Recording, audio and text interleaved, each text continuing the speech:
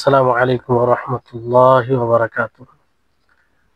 ইন্নাল হামদালিল্লাহ নাহমাদুহু ওয়া নাস্তাঈনুহু ওয়া নাস্তাগফিরুহ ওয়া নাউযু বিল্লাহি মিন শুরুরি আনফুসিনা ওয়া সাইয়্যাতি আ'মালিনা মান ইয়াহদিহিল্লাহু ফালা মুদিল্লা লাহু ওয়া মান ইউদ্লিলহু ফালা হাদিয়া লাহু ওয়া আশহাদু আন লা ইলাহা ইল্লাল্লাহু ওয়াহদাহু লা শারীকা লাহু ওয়া আশহাদু আন্না মুহাম্মাদান আবদুহু ওয়া রাসূলুহু আম্মা বা'দ। فأعوذ بالله من الشيطان الرجيم وإذا سألك عبادي عني فإني قريب أجيب دعوة الداعي إذا دعان فليستجيبوا لي وليؤمنوا بي لعلهم يرشدون। সম্মানিত দর্শকবৃন্দ, সর্বপ্রকারের হামদ প্রশংসা গুণগান সেই মহান আল্লাহ তাবারক ওয়া তাআলার জন্য, যিনি আমাদের সকলকে রমজান মাসে সিয়ামরত অবস্থা সিয়াম রাখার তৌফিক দিয়েছেন। আমাদের সৌভাগ্যে এই রমজান মাসকে রেখেছেন, ফলে আজ আমরা প্রায় 17টি সিয়াম পূর্ণ করতে চলেছি, কোথাও 16টি সিয়াম। আল্লাহ তাআলা আমাদের এই সিয়ামগুলোকে কবুল করুন। তারপরে আমাদের সকলের প্রাণ প্রিয় নবী করিম মুহাম্মদ মুস্তাফা সাল্লাল্লাহু আলাইহি ওয়াসাল্লাম, ওনার উপরে অসংখ্য শান্তি ধারা বর্ষিত হোক। আল্লাহুম্মা সাল্লি আলাইহি আল্লাহুম্মা বারিক আলাইহি। সম্মানিত উপস্থিতিগণ, আজকে একটা গুরুত্বপূর্ণ বিষয় নিয়ে আপনাদের নিকটে উপস্থিত হয়েছি। সেটি হচ্ছে এই রমজান মাসের সাথে দোয়ার একটা গভীর সম্পর্ক রয়েছে, সেটি আমি তুলে ধরব। এক কথায় বলা যেতে পারে যে রমজান মাস দোয়ার মাস।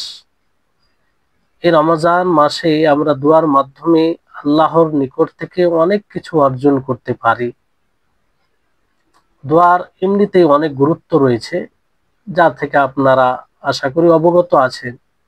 দোয়া একটি বড় ইবাদত, অন্যতম ইবাদত, যার উপকারিতা ব্যাপক এবং দিনের মধ্যে এর অনেক গুরুত্ব রয়েছে। এই দোয়ার মাধ্যমে আমরা বড় বড় নেয়ামত আল্লাহর কাছ থেকে অর্জন করি, নিয়ে থাকি, আর বড় বড় আযাব থেকে আমরা এই দোয়ার মাধ্যমে সেই আযাব থেকে রক্ষা পাই, কিংবা আল্লাহর কাছে সেই আযাব থেকে আল্লাহর আশ্রয় চাই। আর কেনই বা হবে না? কারণ দোয়ার মধ্যে সর্বশ্রেষ্ঠ যেটা ইসলামের মূল বিষয়, সেটা এই দোয়ার মধ্যে পাওয়া যায়। সেটি হচ্ছে আল্লাহর একত্ববাদ, তাওহীদ। এই দোয়া নিছক আল্লাহ তাবারক ওয়া তাআলার নিকটে করা হয়।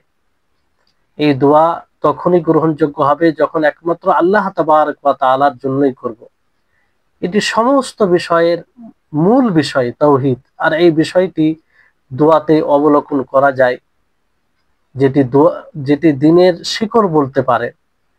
যে এই রমজান মাস, ফলে এই রমজান মাস একটি সুবর্ণ সুযোগের মাস, যে আমরা দোয়া করে আল্লাহর নিকটে বহু জিনিস অর্জন করতে পারি, আল্লাহর কাছে নিজের গুনাহ ক্ষমা করিয়ে নিতে পারি, আল্লাহর সন্তুষ্টি লাভ করতে পারি। আমরা যেমন বিভিন্ন ইবাদত দ্বারা আল্লাহ তাবারক ওয়া তাআলার সন্তুষ্ট লাভ করতে পারি, অনুরূপভাবে অন্যতম তার মধ্যে এই দোয়া।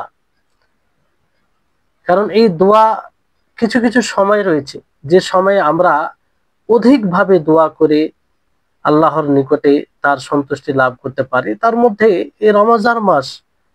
ফলে আমাদের সকলের উচিত হবে এই রমজান মাসে বেশি বেশি করে দোয়া করা।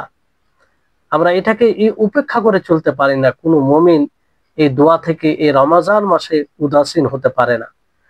আর এই রমজান মাসের সাথে দোয়ার কতটা গভীর সম্পর্ক আপনি চিন্তা করুন। যে আল্লাহ তাবারক ওয়া তাআলা সূরা বাকারায় রমজান মাসের সিয়ামের বিধিবিধান বর্ণনা করার পরে পরেই তিনি দোয়ার কথা বলেছেন, দোয়ার কথা তুলে ধরেছেন, যাতে মানুষ উদ্বুদ্ধ হয় বিশেষভাবে এই রমজান মাসে দোয়া করে। যেমন আল্লাহ তাআলা বলেন, ওয়াইদা সাআলাকা ইবাদি আন্নী ফাইন্নী করিব উজিবু দাওয়াতাদ দাঈ ইযা দাআন ফালইস্তাজিবু লি ওয়া লিউমিনু বি লাআল্লাহুম ইয়ারশুদুন। যে আমার বান্দা আপনাকে যখন জিজ্ঞাসা করবে, আমি তাদের নিকটে, আপনি বলুন তাদের আমি নিকটে, একদম নিকটে। উজিবু দাওয়াতাদ দাঈ ইযা দাআন, যখনই কোনো আহ্বায়ক, কোনো দোয়াকারী দোয়া করে, ফালিয়াস দোয়া করে, তখন আমি কি করি? সেই দোয়াকে কবুল করি। ফালিয়াস্তাজিবু লি, ফলে তাদেরকে আমার কথায় উপস্থিত সাড়া দেওয়া উচিত। ওয়ালি উমিনু বি, আমার উপরে ঈমান নিয়ে আসা উচিত। লাআল্লাহুম ইয়ারশুদুন, যাতে তারা সঠিক পথ পায়। সম্মানিত উপস্থিতিগণ, তাহলে এই যে আয়াত, এই আয়াতটি রয়েছে রমজান মাসের সিয়ামের কথা বিধিবিধান বলার পরে এই আয়াত বলা হয়েছে। তাহলে এখান থেকে এটা স্পষ্ট হয় যে এই দোয়ার রমজান মাসের সাথে একটা বিশেষ সম্পর্ক রয়েছে, যার জন্য আমাদের সকলের উচিত হবে যে বিশেষভাবে এই দোয়া যেমন গুরুত্বপূর্ণ ইবাদত, রমজান মাসে এই ইবাদতে গুরুত্ব দেওয়া উচিত। এই দোয়ার মধ্যে আপনার ইবাদতের যে মৌলিক বিষয় সেটা পাওয়া যায়, যে ইবাদত মানে কি? আল্লাহর কাছে ছোট হয়ে যাওয়া, একদম নিজেকে ঝুঁকিয়ে দেওয়া, আর সেই বিষয়টি এই দোয়ার মাধ্যমে পাওয়া যায়। এই দোয়ার মধ্যে পাওয়া যায়। দোয়া একটি বহুমুখী ইবাদত, এই দোয়ার মধ্যে একাধিক ইবাদত একত্রিত হয়ে যায়, ফলে এর বিশেষত্ব যা রয়েছে অন্য ইবাদতের নেই। তো প্রত্যেক সায়েমকে, যিনারা রোজাদার, তাদেরকে বিশেষভাবে সম্বোধন করে বলবো যে বিশেষভাবে এই রমজান মাসে দোয়ার প্রতি গুরুত্ব দিন। আসুন আমরা এই দোয়া বলতে কি বুঝি। এই দোয়ার মাধ্যমে একজন আহ্বায়ক, একজন দোয়াকারী, সে আল্লাহর কাছে তার উপকারী জিনিস চেয়ে থাকে, তার জীবনে যেটা কল্যাণকর হবে সেটা চেয়ে থাকে, এবং তার জীবনে যেটা ক্ষতি হবে তা থেকে আল্লাহর আশ্রয় চায়। মূলত এই দোয়ার মাধ্যমে সে যে আল্লাহর মুখাপেক্ষী, আল্লাহর প্রয়োজন ছাড়া তার চলবে না, সেটার বহিঃপ্রকাশ। একজন দোয়াকারী দোয়ার মাধ্যমে সে বলে, আমলের মাধ্যমে এটা প্রকাশ করে যে আমি আল্লাহর দয়া ছাড়া এই দুনিয়াতে জীবিত থাকতে পারি না, আমি আল্লাহর দয়া ছাড়া কোনো নেয়ামত অর্জন করতে পারি না, আমি আল্লাহর দয়া ছাড়া কোনো সফলতা অর্জন করতে পারি না। তো সে যে আল্লাহর মুখাপেক্ষী, সেটার একটা বহিঃপ্রকাশ। আর এই দোয়াকারী নিজের শক্তি, নিজের প্রভাব, নিজের সব কিছু থেকে সে সেটাকে একদিকে রেখে সে স্বীকৃতি দেয় যে আমি আমার শক্তি দ্বারা কিছু করতে পারি না। সম্মানিত উপস্থিতিগণ, তাহলে দোয়ার একটি অন্যতম লক্ষ্য, মানে ইবাদতের যেটি ইবাদতের অন্যতম লক্ষণ বলতে পারেন, এটি হওয়া চাই প্রত্যেক ইবাদতের মধ্যে।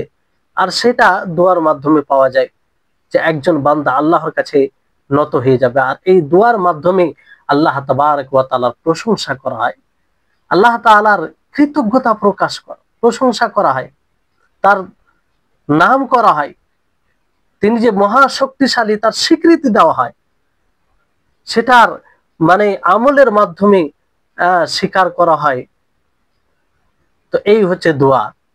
এবার আসুন আপনাদেরকে এই দোয়ার কিছু ফজিলতের বিষয়ে হাদিস তুলে ধরব। উদ্দেশ্য এটাই, যাতে এই রমজান মাসে এই দোয়ার প্রতি বিশেষভাবে আমরা গুরুত্ব দিতে পারি। এমনিতে এই দোয়া 12 মাসেই গুরুত্বপূর্ণ, কিন্তু এর গুরুত্ব এই রমজান মাসে আরো বৃদ্ধি পেয়ে যায়। ফলে আমরা জানি যে এই দোয়ার ফজিলত কি, এবং তার ফলাফল কি, এবং তার মানে এত যে গুরুত্বপূর্ণ তার রহস্য কি,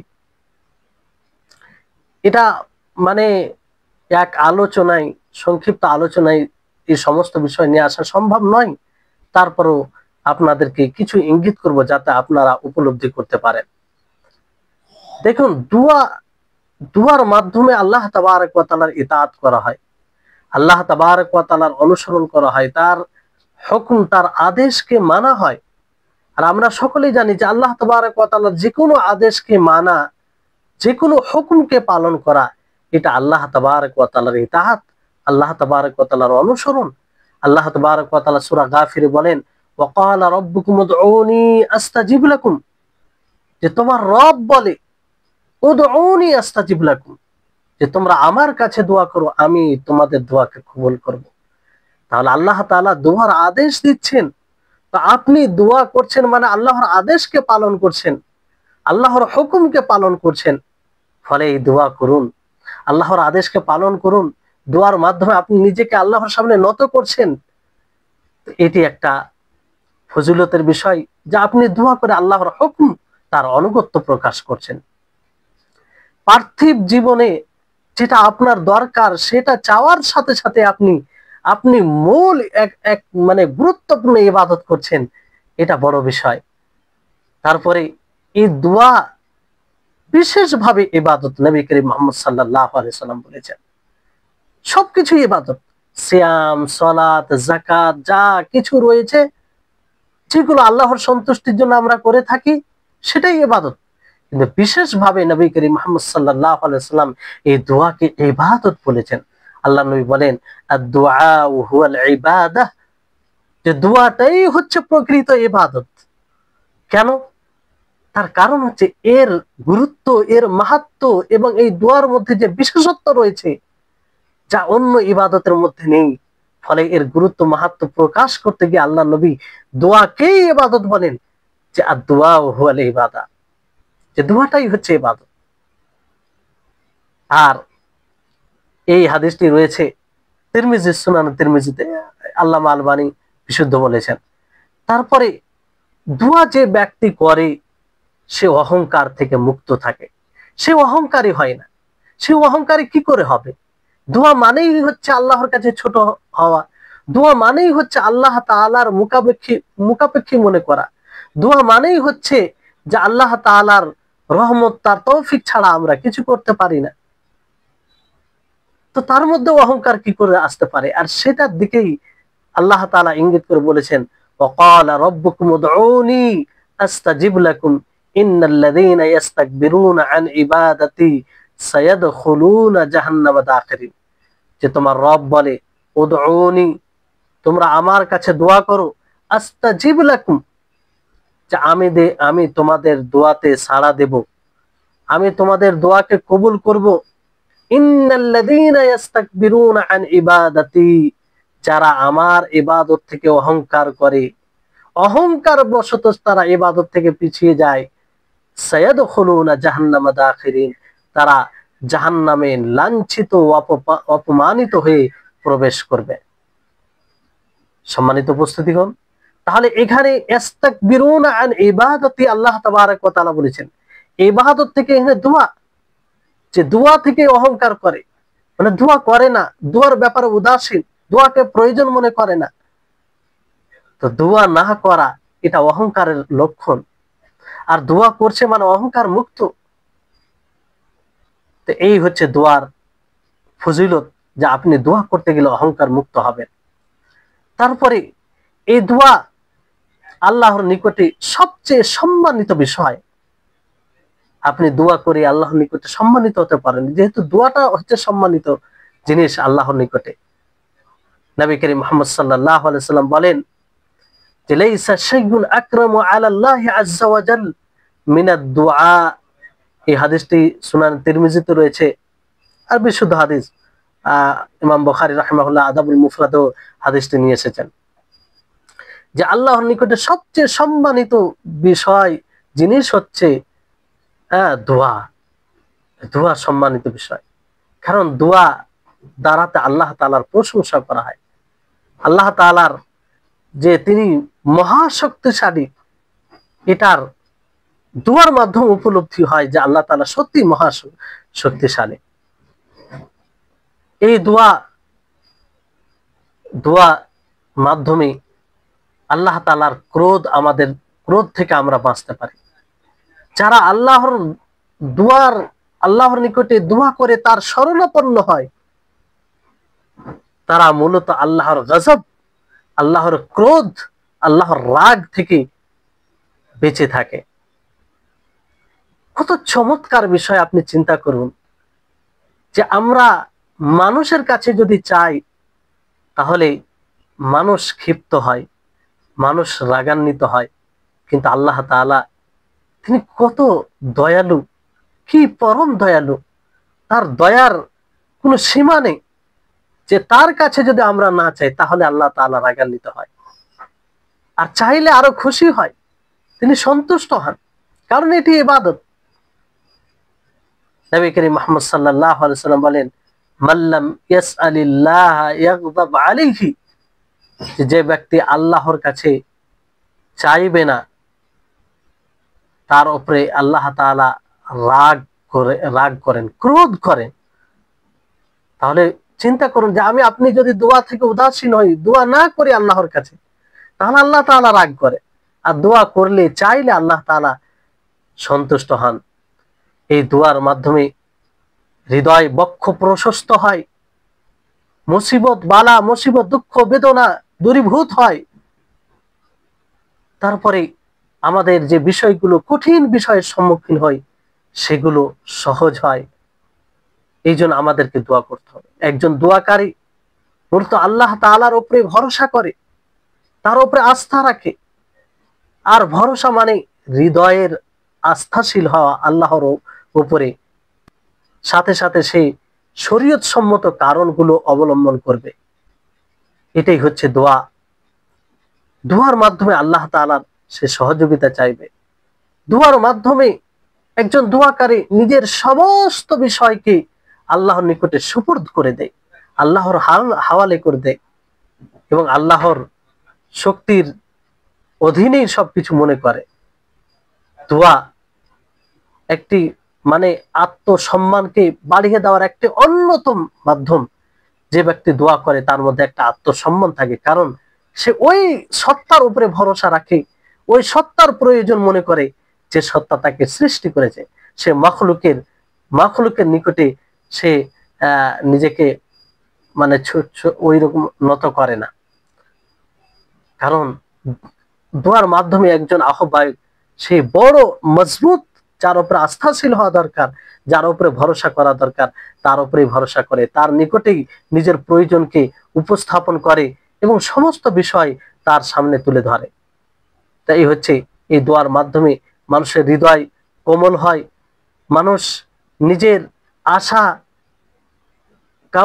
আশা তুলে ধরে এবং সবকিছুর আশা আল্লাহর সাথেই সম্পৃক্ত রাখে, যে আল্লাহ তাআলা ইচ্ছা হলে সে আশাটি পূর্ণ হবে। এজন্য শেখুল ইসলাম ইবনে তাইমিয়া রাহিমাহুল্লাহ তিনি অত্যন্ত দামি কথা বলেছেন, স্বর্ণলিপি দ্বারা লেখার মতো কথা, যে তিনি বলেন যে কুল্লামা কাবিয়া তামাউল আবদি ফি ফাদলিল্লাহি ওয়া রাহমাতিহি লিকাযাই হাজাতিহি ওয়া দাফঈ দারুরাতিহি কাবিয়াত উবুদিয়্যাতুহু লাহু ওয়া হুররিয়াতুহু মিম্মা সিওয়াহু। فكما أن طمعه في المخلوق يوجب عبوديته له فيأسه منه يوجب غني قلبه। এখানে শেখুল ইসলাম ইবনে তাইমিয়া রাহিমাহুল্লাহ তিনি বলছেন যে একজন বান্দার আল্লাহ তাআলার ফজল, অনুগ্রহে, তার রহমতে তার নিজের প্রয়োজন পূর্ণ করতে গিয়ে এবং নিজের মুসিবতকে দূর করতে গিয়ে আল্লাহর ফজল ও রহমতে যতটা তার আশা প্রবল হবে, ততটাই তার দাসত্ব তার জন্য মজবুত হবে, ততটাই তার ইবাদত সেই মহান আল্লাহ তাআলার জন্য সুঠম হবে, মজবুত হবে, আর সে অন্য কিছু থেকে মুক্তি লাভ করবে, অন্যের কাছে নত হবে না, অন্যের দাসত্ব করবে না। কিন্তু যতই তার আশা কম হবে, হ্রাস পাবে আল্লাহ তাআলার ফজলে, অনুগ্রহে, বিপক্ষে মাখলুকের মধ্যে সে আশা জাগবে, ততটাই সে মাখলুকের দাসত্বে সে প্রভাবিত হবে এবং সেই দিকে ঝুঁকবে। সম্মানিত উপস্থিতিগণ, এই হচ্ছে দোয়া। দোয়া অক্ষমতা থেকে মানুষকে দূর রাখে। দোয়ার দোয়া যে করে সে অলস অক্ষম হয় না। নবী সাল্লাল্লাহু আলাইহি সাল্লাম বলেন, আ'জাজুন নাস মান আজিজা মিনাদ দোয়া ওয়া আবখালুন নাস মান বাখিলা বিস সালাম। যে মানুষের মধ্যে সবচেয়ে বেশি অক্ষম ব্যক্তি সেই ব্যক্তি যে দোয়া থেকে অক্ষম হয়। আর মানুষের মধ্যে সবচেয়ে কৃপণ ব্যক্তি যে সালাম করতে গিয়ে কৃপণতা করে, সালাম বিনিময় কম করে। ইবনে হিব্বানে রয়েছে, আল্লামা আলবানী হাদিসটিকে বিশুদ্ধ বলেছেন। সম্মানিত উপস্থিতগণ, এই দোয়ার বহু ফজিলত রয়েছে, অনেক ফজিলত রয়েছে, এর ফলাফল অনেক রয়েছে। এর ফলাফল আল্লাহর চাইলে আল্লাহ অবশ্যই এর ফলাফল দেন। নবী করিম মুহাম্মদ সাল্লাল্লাহু আলাইহি ওয়াসাল্লাম বলেন, মা মিন আহাদিন ইয়াদউ বিদুআইন ইল্লা আতাহু আল্লাহু মা সাআলা আও কুফফা আনহু মিন সুইন মিথলিহি মা লাম ইয়াদা বিইসমিন আও কাতিআতি রাহিমিন। যে ব্যক্তি দোয়া করে আল্লাহর কাছে, অবশ্যই সে যেটা চায় আল্লাহ তাআলা তাকে দেন, অথবা সেই মতো কোনো মুসিবত থেকে তাকে দূর করেন, কতক্ষণ পর্যন্ত, যতক্ষণ পর্যন্ত সে গুনাহ না করে, গুনহার কোনো দোয়া না করে, গুনহার কথা না বলে এবং আত্মীয়তা ছিন্নতার কথা না বলে। এটি কার হাদিস? রাসূল সাল্লাল্লাহু আলাইহি ওয়াসাল্লাম। রাসূল সাল্লাল্লাহু আলাইহি ওয়াসাল্লাম নিজ ইচ্ছে কোনো কথা বলেন না শরীয়তের বিষয়। ওমা ইয়ানতিকু আনিল হাওয়া ইন হুয়া ইল্লা ওয়াহয়ুহা। তিনি যা কিছু বলেন আল্লাহ তাআলার ওহী, আল্লাহ তাআলার অনুমতিতেই বলেন, তার পক্ষ থেকেই বলেন। তো আল্লাহ নবী তিনি বলছেন যে আল্লাহ তাআলার কাছে যেই ব্যক্তি দোয়া করবে তাকে আল্লাহ তাআলা দেবেন। তাহলে এরকম ভাবে আরো হাদিস রয়েছে আপনার। তারপরে আরেকটি, এই হাদিসটি তিরমিজিতে রয়েছে, ইমাম আলবানী হাসান বলেছেন। ইমাম নবী সাল্লাল্লাহু আলাইহি ওয়াসাল্লাম আরেকটি হাদিসে বলেন যে মা মিন মুমিনিন ইয়ানসিবু ওয়াজহাহু লিল্লাহি ইয়াসআলুহু মাসআলাতান ইল্লা আতাহু আল্লাহু ইয়াহা। যে কোনো মুমিন ব্যক্তি আল্লাহর উদ্দেশ্যে, আল্লাহর সন্তুষ্টির উদ্দেশ্যে যখন তার কাছে চায়, আল্লাহ তাআলা তাকে অবশ্যই দেন। হয়তো তাকে দ্রুত দুনিয়াতেই সেটার ফলাফল দিয়ে দেন, অথবা আখিরাতে তার জাখিরা হয়, এটা তার মানে জাখিরা হয় যতক্ষণ পর্যন্ত সে তাড়াহুড়া না করে। তখন সাহাবায়ে কেরাম জিজ্ঞাসা করলেন, ক্বালু ইয়া রাসূলুল্লাহি ওয়া মা আজালাতুহু, যে তাড়াহুড়া কেমন, কিভাবে তাড়াহুড়া করা হয় দোয়াতে? তখন তিনি বলেন, ইয়াকুলু দাআউতু ওয়া দাআউতু ওয়া লা আরাহু ইস্তাজাবু লি, যে সে বলবে যে আমি দোয়া করছি আল্লাহর কাছে, দোয়া করি, অথচ আমার দোয়াকে কবুল করা হয় না, আমার দোয়াকে কবুল করা হয় না। এইরকম ভাবে সে ধারণা রাখে, ফলে আল্লাহ তাআলা তার দোয়াকে কবুল করে না। আর কেনই বা কবুল করবেন বলেন? যে ব্যক্তি এই ধারণা রাখে যে আমি দোয়া করছি অথচ আমার দোয়া কবুল হয় না, সে মূলত আল্লাহর বাণীকে বুঝতে সক্ষম হয়নি। সে আল্লাহর বাণী, আল্লাহর কালামে গুরুত্ব দেয়নি। আল্লাহ তাবারক ওয়া তাআলা একাধিক আয়াতে বলেন যে তোমরা দোয়া করো, আমি তোমাদের দোয়াকে কবুল করব। ইদা সাআলাকা ইবাদি আন্নী ফাইন্নী করিব উজিবু দাওয়াতাদ দাঈ ইযা দাআন। যেই দোয়া করবে তার দোয়াকে কবুল করা হবে। ওয়াকালা রাব্বুকুম উদউনি আস্তাজিব লাকুম, যে তোমরা আমার কাছে দোয়া করো, আমি তোমাদের দোয়াকে কবুল করব। এটা তো আল্লাহ তাআলার ওয়াদা, প্রতিজ্ঞা। তিনি বলছেন যে তোমরা আমার কাছে চাও, আমি তোমাদেরকে দেব। এটা আল্লাহ তাআলার ওয়াদা। আর আল্লাহ তাবারক ওয়া তাআলার ওয়াদা, তিনি কখনো ওয়াদা খেলাপি করেন না। ইন্নাল্লাহা লা ইউখলিফুল মিআদ, তিনি কখনো ওয়াদা খেলাপি করেন না। তাহলে এরপরে যদি কোনো ব্যক্তি ধারণা রাখে যে আমার দোয়া কবুল হয় না, এতবার দোয়া করছে কবুল হয় না, তাহলে সে তো আল্লাহর বাণীকে বুঝতে পারেন। এই জন্য যে ব্যক্তি এরকম ধারণা রাখে আর বলে যে আমার দোয়া কবুল হয় না, তার দোয়াকে আল্লাহ তাআলা কবুল করেন না। সম্মানিত উপস্থিতিগণ, এই জন্য আপনি দৃঢ় বিশ্বাস রাখবেন যে আমার দোয়া অবশ্যই কার্যকর হবে, অবশ্যই এর ফলাফল রয়েছে। তারপরে আপনার এই হাদিসকে সামনে রেখে ইবনে হাজার রাহিমাহুল্লাহ তিনি বলেন যে কুল্লু দাইন ইস্তাজাবু লাহু লাকিন তাতানাওয়াউ আল ইজাবা ফাতারাতান তাকাউ বিআইনি মা দাআ বিহি ওয়া তারাতান বিইওয়াজিহি, যে প্রত্যেক দায়ী, প্রত্যেক আহ্বায়ক, প্রত্যেক দোয়াকারী যখনই দোয়া করে তার দোয়াকে কবুল করা হয়, কিন্তু দোয়া কবুলের ধরন ভিন্ন ভিন্ন হয়ে থাকে। কখনো সে যে জিনিসটা চায় সেটাই আল্লাহ তাআলা তাকে দিয়ে দেন, সেটাই সে পেয়ে যায়, আর কখনো তার পরিবর্তে অন্য কোনো জিনিস পায়। সম্মানিত উপস্থিতিগণ, এই জন্য দোয়া কখনো ব্যর্থ হয় না, দোয়া কখনো বিনষ্ট হয় না। অবশ্যই আপনি দোয়া করেছেন, এর ফলাফল কোনো না কোনো আকারে পাবেন যদি আপনি সঠিকভাবে দোয়া করে থাকেন। তারপরে এই দোয়ার মাধ্যমে বালা মুসিবত দূর হয়, যেটা আপনারা পূর্বে শুনলেন। এই দোয়া মাধ্যমে একজন বান্দা আল্লাহর সাথে কথোপকথনের, আল্লাহর সাথে নিজের মনের কথা ব্যক্ত করার সুযোগ পায়। কত সুন্দর একটি উপহার আল্লাহর পক্ষ থেকে, যে দোয়ার মাধ্যমে একজন বান্দা, একজন দোয়াকারী আল্লাহ তাআলাকে নিজের মনের কথা বলে, নিজের প্রয়োজনের কথা বলে, নিজের সমস্যা আল্লাহর নিকটে তুলে ধরে। অনেক সমস্যা রয়েছে, অনেক বিষয় রয়েছে যেটা হয়তো না নিজের বন্ধুকে বলতে পারে, না নিজের বাবা মাকে বলতে পারে, না নিজের স্ত্রীকে বলতে পারে, না নিজের সমাজে পরিচিত কোনো মানুষকে বলতে পারে, কিন্তু সেই মহান স্রষ্টাকে সে নির্দ্বিধায় এই দোয়ার মাধ্যমে বলতে পারে যে হে আল্লাহ, গুনাহ করেছি, পাপ করেছি, সেই পাপটি হয়তো অন্য কাউকে বলা যাবে না, কিন্তু আল্লাহ তাআলাকে নির্দ্বিধায় বলে তার কাছে অনুতপ্ত হয়ে ক্ষমা চেয়ে নিতে পারে। সেই গুনহার উপরে যেন পর্দা পড়ে যায়, যা হয়েছে ভুল হয়েছে, যাতে সেই গুনহার কারণে আমাকে লাঞ্ছিত অপমানিত না হতে হয়, এই এই করে দোয়া করতে পারে। সম্মানিত উপস্থিতিগণ, তাহলে এই দোয়াটা একটি একটি প্রত্যেক মানুষের জন্য একটি মানে প্রত্যেক মানুষের জন্য একটা খুব সুন্দর উপহার আল্লাহ তাআলার কাছে নিজের মনের কথা ব্যক্ত করার জন্য।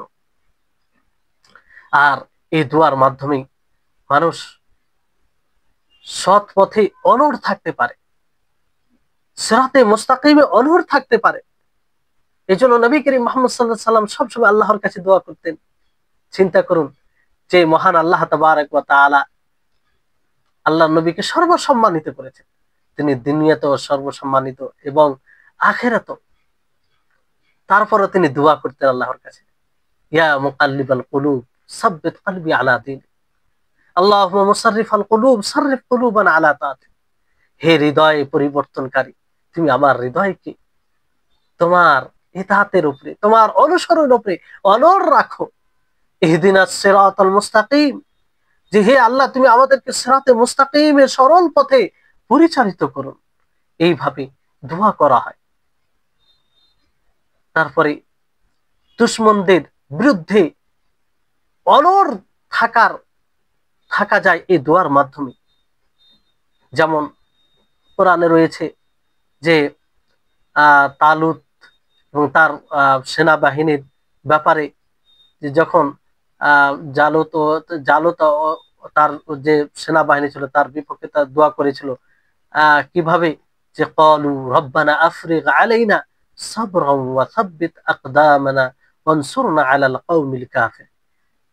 তারা বলেছিল যে হে আমাদের প্রতিপালক, তুমি আমাদেরকে ধৈর্যশীল বানাও আর আমাদের পাকে অনড় রাখো এবং কাফের সম্প্রদায়ের উপরে আমাদেরকে বিজয়ী করো। এইভাবে ফলে নতিজা কি হয়েছিল, ফলাফল হয়েছিল যে তারা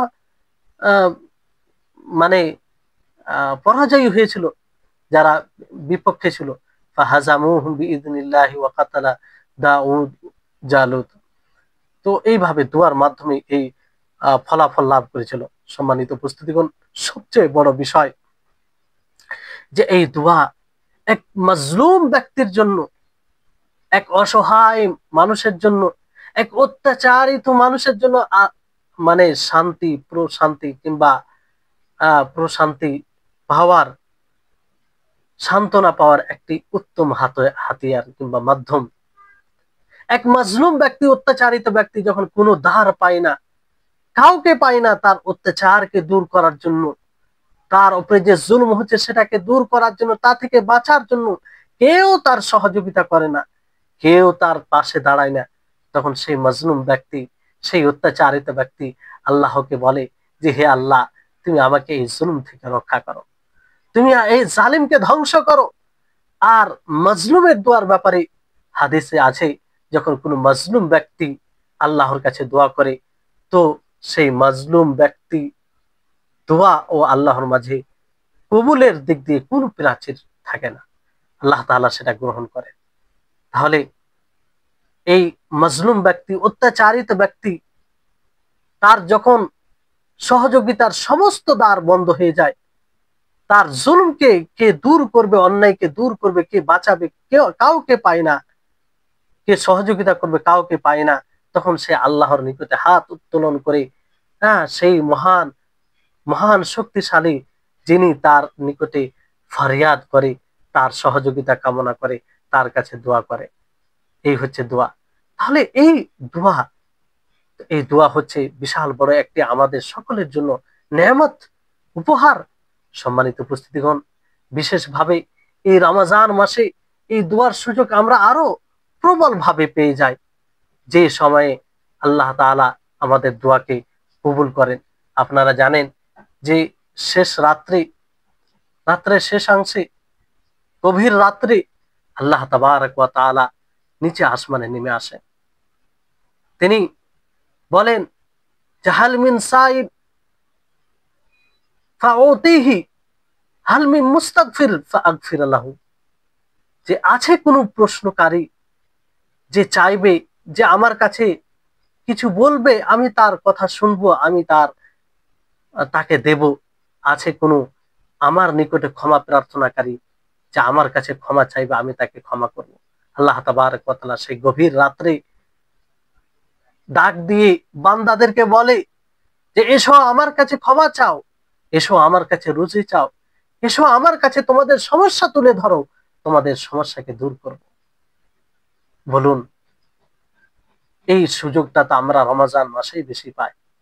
স্বাভাবিক ভাবে আমরা সাহরির সময় উঠি, একটু আগে উঠি, সাহরির সময় উঠি, যদি আমরা কিছুক্ষণ দোয়া করতে পারি, দোয়া যেমন ভাবে আপনার সম্ভব সেভাবে করতে পারেন।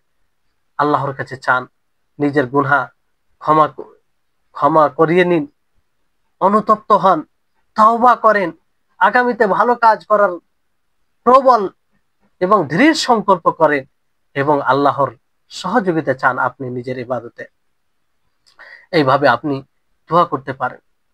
তারপরে আপনার রোজা অবস্থায় দোয়া করবেন, এর একটা বিশেষ গুরুত্ব বেড়ে যায়। তো এইভাবে আপনি দোয়া করে নিজেকে এই রমজান মাসে দোয়া দ্বারা উপকৃত করতে পারে। কিন্তু এখানে বিষয়টি হচ্ছে যে অনেক সময় একটা অভিযোগ আসে যে দোয়া করি কিন্তু দোয়া কবুল হয় না। এটার কারণ কি? দোয়া কবুল না হওয়ার কিছু কারণ রয়েছে, যেমন দোয়া কবুলের জন্য কিছু শর্ত রয়েছে, সেই শর্তগুলো খেয়াল না রাখা, সেগুলো বজায় না রাখা, এই জন্য আমাদের দোয়া অনেক সময় কবুল হয় না। সেই কারণগুলির মধ্যে, সেই শর্তগুলির মধ্যে একটি শর্ত হচ্ছে যে একজন দায়ী, একজন দোয়াকারী এটা নিশ্চিত ভাবে জানবে, বিশ্বস্ত হবে এই কথা যে আল্লাহ তাআলা তিনি একক, তিনি শক্তিশালী, তিনি দোয়াকে কবুল করবেন, এবং তিনাকে ছাড়া অন্য কারো কাছে দোয়া করা যাবে না। অন্যদের কাছে দোয়া করা শিরক, আল্লাহর সাথে অন্য কাউকে শরীক করা হবে, এবং আল্লাহর নিকটে বৈধ দোয়া করতে গিয়ে বৈধ মাধ্যম অবলম্বন করবে। যেমন আল্লাহ তাবারক ওয়া তাআলার অনেক সুন্দর সুন্দর নাম রয়েছে, সেই সুন্দর নামগুলির মধ্যে কোনো এক নাম দ্বারা আল্লাহর কাছে চাইবে। যদি আল্লাহর কাছে ক্ষমা চায়, সে বলবে যে হে আল্লাহ, তুমি আমাকে ক্ষমা করো, কারণ তুমি গফুর, তুমি গফফার। আল্লাহর কাছে যদি দয়া চায়, তাহলে বলবে হে আল্লাহ, তুমি আমার উপরে দয়া করো, কারণ তুমি রহমান, তুমি রহিম। যদি আল্লাহর কাছে শত্রুদের বিরুদ্ধে হ্যাঁ মানে সহযোগিতা চাই, তাহলে আল্লাহ তাআলাকে বলবে যে হে আল্লাহ, তুমি আমার সহযোগিতা করো, কারণ কারণ তুমি কবি, তুমি জব্বার, তুমি কাহার, তুমি সবচেয়ে, তুমি আজিজ। তুমি সবসময় গালিব থাকো।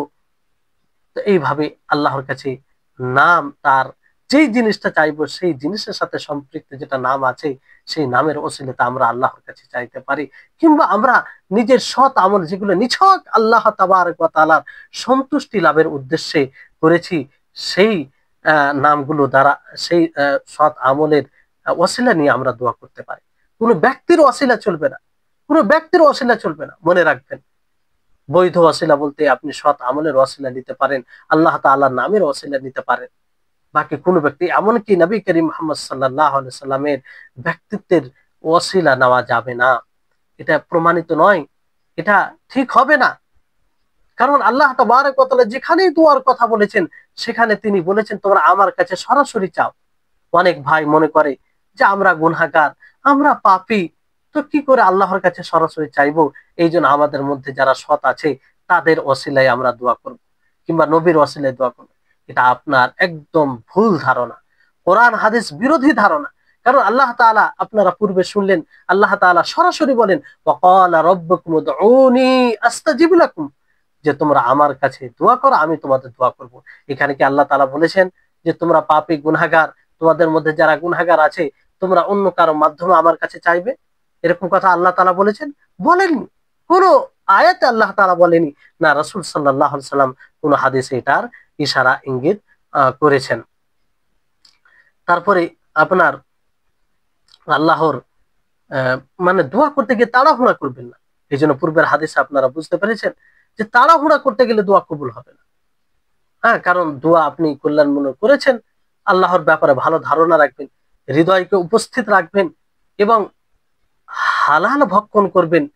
তারপরে দোয়াতে বাড়াবাড়ি করা থেকে বিরত থাকবেন, দোয়াতে বাড়াবাড়ি করবেন না। তাহলে কি তাড়াহুড়া করবেন না, আল্লাহর ব্যাপারে সুধারণা রাখবেন, হৃদয়কে উপস্থিত রেখে দোয়া করবেন। এমনটা নয় আপনি মুখ দিয়ে এক উচ্চারণ করছেন আর আপনার হৃদয় অন্য জায়গায় ঘোরাফেরা করছে। না, হৃদয় উপস্থিত রেখে সেই কথাকে উপলব্ধি করে আপনি আল্লাহর কাছে চাইবেন। তারপরে হালাল ভক্ষণ করবেন, হারাম ভক্ষণ করলে দোয়া কবুল হবে না, এবং দোয়া কবুল না হওয়ার সম্ভাবনা বেশি। তারপরে অতিরঞ্জন থেকে বাড়াবাড়ি করবেন, মানে দোয়াতে খুব সাজিয়ে গুছিয়ে, মানে আহ, কষ্ট করে এইভাবে বাক্য গঠন করে বলা, এগুলো থেকে বিরত থাকতে হবে। সিম্পল স্বাভাবিকভাবে আল্লাহর কাছে আপনি চাইবেন। আর যেগুলো দোয়া আল্লাহ নবী থেকে প্রমাণিত, সেই দোয়া দ্বারা আপনি চাইলে বেশি উত্তম। তারপরে দোয়ার কিছু আদব রয়েছে, সেই আদবগুলো খেয়াল রাখতে হবে। যেমন আপনি পরিপূর্ণ ভাবে কিভাবে দোয়া করবেন, যে সর্বপ্রথম আপনি আল্লাহর প্রশংসা করবেন, আল্লাহর প্রশংসা করবেন দোয়ার পূর্বে। আপনি দোয়া করার পর আল্লাহর প্রশংসা করবেন, তারপর নবীর উপরে দুরূদ পাঠ করবেন, তারপর আপনি নিজের গুনাহ স্বীকার করবেন, নত হবেন আল্লাহর কাছে। আল্লাহ তাআলাকে বলবেন, হে আল্লাহ, আমি গুনাহগার, আমি পাপী, মুহূর্তে মুহূর্তে গুনাহ করছি, ইচ্ছায় অনিচ্ছায় গুনাহ হয়ে যাচ্ছে, তুমি আমার গুনাহগুলিকে ক্ষমা করে দাও। তোমার পাপী বান্দা হয়, তোমার দয়ার ভিখারি, তোমার রহমতের ভিখারি, তোমার মাগফিরাতের ভিখারি, তোমার তৌফিকের ভিখারি ভিখারি। এইভাবে আপনি আল্লাহর কাছে নিজের গুনাহকে স্বীকার করে আপনি দোয়া করবেন আল্লাহর কাছে। আর এটাই পদ্ধতি ছিল, আল্লাহর কাছে নত হবেন, তার ভয় ভীতি অবলম্বন করবেন, তার কাছে যেমন আশা করবেন দোয়া করতে গিয়ে তেমনটা ভয়ও করবেন। এবং দোয়াতে আপনার এক দৃঢ় সংকল্প থাকবে। আপনি অবশ্যই এই ধারণা যেটা শুনলেন যে আল্লাহ তাআলা অবশ্যই আপনাকে দিবেন। আর দোয়াতে আপনি কাকুতি মিনতি করবেন, সর্ব অবস্থায় আপনি এইভাবে দোয়া করবেন। আহ হাত উত্তোলন করে দোয়া করবেন। যদি হাত উত্তোলন করে করেন বেশি, এটা দোয়ার কবুলের সম্ভাবনা রয়েছে। তারপরে মিসওয়াক, উযু, এগুলো করে আপনি দোয়া করলে বেশি আরো ভালো।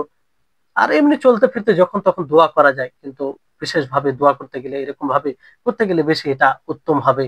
তারপরে যেটা বলা হলো যে আপনি আল্লাহর কাছে যেটা চাইবেন, সেই তার সাথে সম্পৃক্ত যে নামগুলো রয়েছে, সেই নামের ওসিলে আল্লাহর কাছে চাইবেন।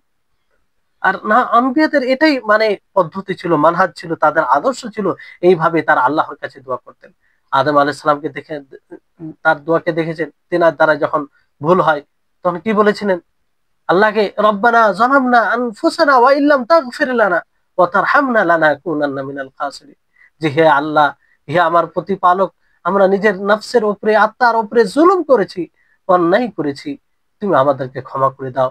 তুমি ক্ষমা না করলে আমরা ক্ষতিগ্রস্তদের মধ্যে হব। ইউনূস আলাইহিস সালাম যখন মাছের পেটে ছিলেন কিভাবে আল্লাহর কাছে দোয়া করেছিলেন, লা ইলাহা ইল্লা আনতা সুবহানাকা ইন্নী কুনতু মিনাজ জালিমিন। হে আল্লাহ, তুমি ছাড়া সত্য কোনো উপাস্য নাই। লা ইলাহা ইল্লা আনতা সুবহানাকা, তুমি পবিত্র। ইন্নী কুনতু মিনাজ জালিমিন, আমি জালিম, আমি অত্যাচারী, আমি নিজের নফসের উপরে জুলুম করেছি, অন্যায় করেছি, তুমি আমাকে এই মুসিবত থেকে উদ্ধার করো। সম্মানিত উপস্থিতিগণ, তাহলে এইভাবে নিজের গুনহার স্বীকৃতি দিয়ে, নিজের গুনহার মানে সেটাকে মেনে নিয়ে আল্লাহর কাছে নত হয়ে দোয়া করতে হবে। তারপরে দোয়া করতে গিয়ে আপনি নিজের আওয়াজকে মানে নিম্ন রাখবেন, চিৎকার করে দোয়া করলে হবে না, আর সংক্ষিপ্ত ভাবে দোয়া করবেন, কম যেন আপনার শব্দ কম হয় আর তাতে অনেক বিষয় চলে আসে, এরকম ভাবে দোয়া করবেন। উত্তম ভাবে দোয়া করবেন, উত্তম কথার মাধ্যমে। আর পদ্য আকারে, ছদ্ম আকারে, এরকম ভাবে যে ইনিয়ে বিনিয়ে মানে আহ খুব সাজানো, সাজিয়ে গুছিয়ে মানে যে বাক্য গঠন করে বলে, সে ওই রকম ভাবে দোয়া করা থেকে বিরত থাকবেন। যারা করে তারা মূলত দোয়াই বুঝতে পারেনি, তারা দোয়াতে অতিরঞ্জন করে, বাড়াবাড়ি করে, এদেরকে আল্লাহ তাআলা পছন্দ করে না। আল্লাহ তাআলা অতিরঞ্জনকারীকে পছন্দ করে না। তারপরে আপনি দোয়াতে মুখলিস হবেন, দোয়াতে মুখলিস হবেন, তার প্রতি ধীর আশাবাদী হবেন, প্রশস্ততার আপনি অপেক্ষা করবেন, তওবা করবেন। আর মাজলুম ব্যক্তি তাদের পক্ষ থেকে আপনি জুলুমকে দূর করবেন, আর উদাসীন থেকে থেকে মুক্ত হবেন। সৎ আমল বেশি বেশি করে করবেন, মানুষকে ভালো কাজের আদেশ দিবেন, অন্যায় কাজ থেকে বিরত রাখবেন। আল্লাহ তাআলার নৈকট্য নফল ইবাদতের মাধ্যমে, ফরজ ইবাদতের পরে নফল ইবাদতের মাধ্যমে বেশি নৈকট্য লাভ করার চেষ্টা করবেন। আর যখনই কোনো সুযোগ পাবেন ভালো কাজের, তখন সেটাকে কাজে লাগাবেন। আর উম, যে সময় দোয়া করলে আল্লাহ তাআলা কবুল করে, ওই সময় হাদিস দ্বারা যেগুলো সময় প্রমাণিত, সেই সময় দোয়া করার বেশি চেষ্টা করবেন। যেমন আপনার রাত্রে শেষাংশে আহ আজান এবং একামতের মাঝে সময়, সাজদার সময় দোয়া, এইগুলো সময় যেগুলো কবুলের সময়, সেগুলো সময় আপনি দোয়া করতে পারেন।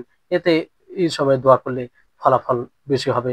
সম্মানিত উপস্থিতিগণ, বিশেষভাবে এই রমজান মাসে দোয়ার একটি বিশেষ সম্পর্ক এই জন্য যে আপনারা জানেন প্রসিদ্ধ একটি হাদিস যে নবী করিম মুহাম্মদ সাল্লাল্লাহু আলাইহি ওয়াসাল্লাম মিম্বারে উঠেন, তখন জিবরিল আলাইহিস সালাম বলেন যে ওই ব্যক্তি ধ্বংস হোক যে রমজান মাসকে পেল না, রমজান মাসকে পেল অথচ এই রমজান মাসে ইবাদত করে কিংবা নিজের গুনাহকে ক্ষমা করিয়ে নিতে পারলো না, সে ধ্বংস হোক।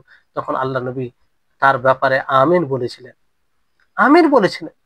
তো আমরা ইবাদত করে, বেশি বেশি করে ইবাদত করে, আল্লাহর কাছে কাকুতি মিনতি করে ক্ষমা চেয়ে নিজের গুনাহকে ক্ষমা করিয়ে যাতে নি, এই দোয়ার মাধ্যমে বেশি এটা সম্ভব। বাকি ইবাদত গুলির সাথে আল্লাহ তাআলার নিকটে দোয়া করি, আল্লাহ যেন আমাদের সকলকে রমজান মাসে বিশেষভাবে এই দোয়ার প্রতি গুরুত্ব দেওয়ার তৌফিক দান করেন। আর আমরা সকলে যেন বিশেষভাবে এই রমজান মাসে দোয়া বেশি বেশি করতে পারি। এখনো কিছু আহ রমজান বাকি আছে, আমাদের জন্য সুযোগ আছে, এই সুযোগকে যেন আমরা হাতছাড়া না করি। বিশেষভাবে উত্তম সময়ে, কবুলের সময় আল্লাহর কাছে দোয়া করে নিজের গুনাহকে যাতে আমরা ক্ষমা করিয়ে নিতে পারি। আল্লাহ তাআলা যেন আমাদের সকলের সিয়ামকে কবুল করেন, কিয়ামকে কবুল করেন, আমাদের সমস্ত ইবাদতকে কবুল করেন, এবং যারা অসুস্থ রয়েছে তাদেরকে সুস্থতা দান করেন, যারা হেদায়েত থেকে উদাসীন রয়েছে আল্লাহ তাআলা তাদেরকে হেদায়েত দান করেন। ওয়া আখির দাওয়ানা আনিল হামদুলিল্লাহি রাব্বিল আলামিন। আসসালামু আলাইকুম ওয়া রাহমাতুল্লাহি ওয়া বারাকাতুহু।